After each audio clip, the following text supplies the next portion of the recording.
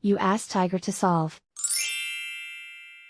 This deals with linear equations with one unknown. The final result is x equals 2.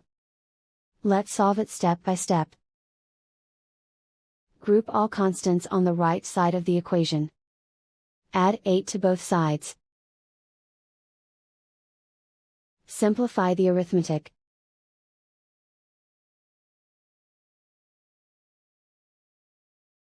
Isolate the x. Divide both sides by 14. Simplify the fraction.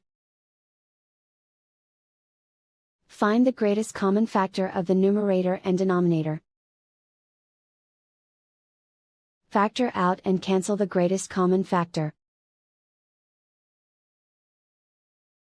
And so the final result is x equals 2.